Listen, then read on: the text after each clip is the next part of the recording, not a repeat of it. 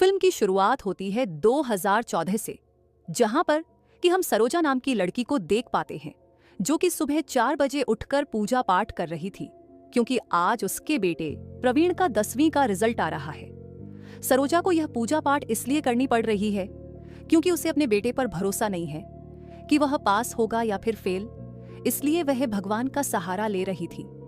सरोजा सुबह 4 बजे ही अपने पति उन्नी कृष्णन को भी उठा देती है।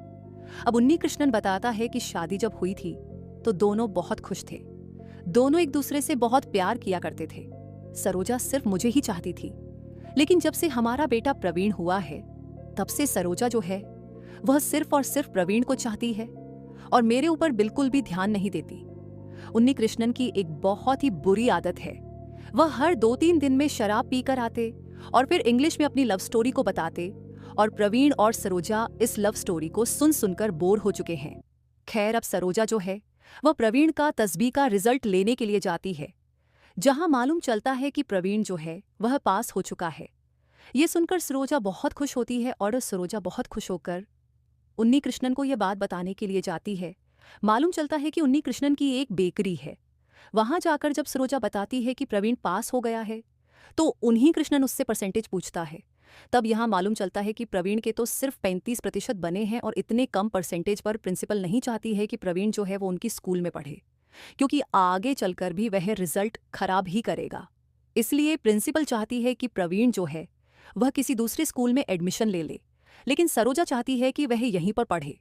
वो उनके सामने गिड़गिड़ाती है ताकि वह इसी स्कूल में पढ़ सके।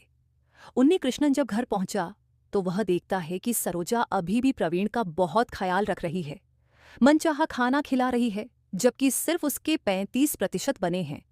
इसी बात को लेकर उन्नी कृष्णन अपने बेटे को बहुत चिल्ला रहा था। यही सारी बातें इनके बीच में हो रही थी, तो सबके मन की बात तो जान ली है। अब प्रवीण अपने मन की बात बताता है। वो कहता है कि उसे पढ़ाई लिखाई से कोई लेना देना नहीं है, उसे तो बस प्यार चाहिए।